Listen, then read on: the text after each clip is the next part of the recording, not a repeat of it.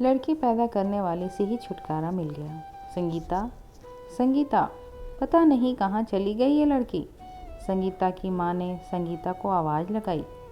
कहीं नहीं गई मम्मी, मैं यहीं हूँ, बोलो क्या बात है। संगीता ने पिछले कमरे से निकलते हुए कहा। अरे तू अभी तक तैयार नहीं हुई? तुझे परसों ही तो बताया था कि डॉक्टर के पास जाना है। संगीता की माँ ने संगीता पर बिगड़ते हुए कहा।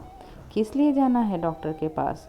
मैं आपको मना तो कर चुकी हूँ कि मुझे कोई टेस्ट नहीं कराना। लड़की हो या लड़का, मुझे कोई फ़र्क नहीं पड़ता। संगीता ने अपनी माँ पर चिल्लाते हुए कहा।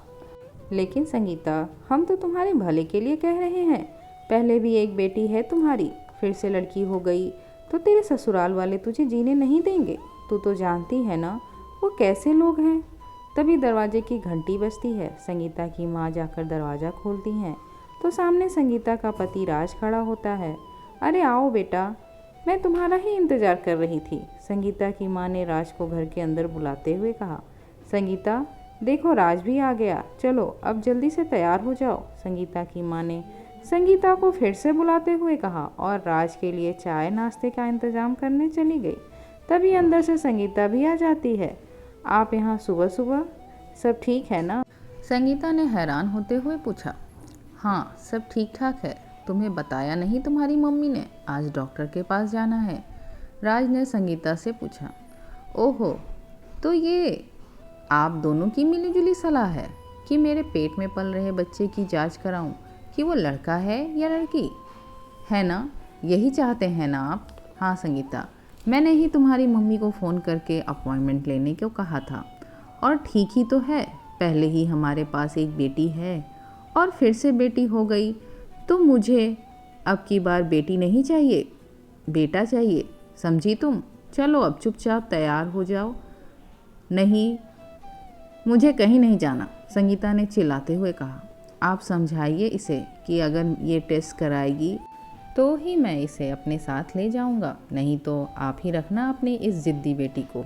राज ने गुस्से में चिल्लाते हुए कहा। जैसे तैसे संगीता को समझाकर संगीता की माँ ने उसे राज के साथ भेज दिया और उसकी बेटी को अपने पास रख लिया।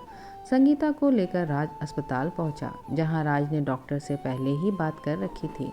उधर राज की माँ भी अस्पताल पहुंच गई, क्योंकि वह भी चाहती थी कि लड़की फिर से पैदा न हो उनके घर में। दोनों माँ बेटे मिलकर संगीता के गर्भ में पल रहे बच्चे की जांच कराते हैं, तो पता चलता है कि संगीता एक नहीं 2 लड़कियों की माँ बनने वाली है। हम तो एक के से ही परेशान हैं, और ये तो जुड़वा है, वो भी लड़कियां। बेटा तू कुछ कर, हमें नहीं चाहिए 3 लड़कियां। राज और उसकी माँ संगीता का गर्भपात कराने के लिए डॉक्टर से दवा लिखवा लेते हैं। संगीता को सब ठीक है, बस तुम ये दवा टाइम पर ले लेना, कहकर राज फिर से उसे उसके घर छोड़ आता है। दवाई खाने के 2-3 दिन बाद संगीता के पेट में बहुत तेज़ दर्द होता है। संगीता की माँ उसे उसी डॉक्टर के पास ले जाती है। साथ ही राज और उसकी माँ को भी फ़ोन करके अस्पताल बुला लेती है। वहाँ जाकर पता चलता है कि संगीता के पेट में पल रहे दोनों बच्चों की धड़कन नहीं चल रही है, जिससे डॉक्टर उन्हें अबॉर्शन कराने की सलाह देती है। राज और उसकी माँ मन ही मन बहुत खुश होते हैं। उनकी तो जैसे मन की चाही हो जाती है। अबॉर्शन के दौरान लापरवाही बरतने और खून ज़्यादा बह जाने के कारण संगीता की मौत हो जाती है, जिसके लिए राज अपनी माँ और खुद को दोषी ठहराकर ज़ोर ज़ोर से रोने लगता है। आज उसे अपनी करनी पर बहुत पछतावा होता है।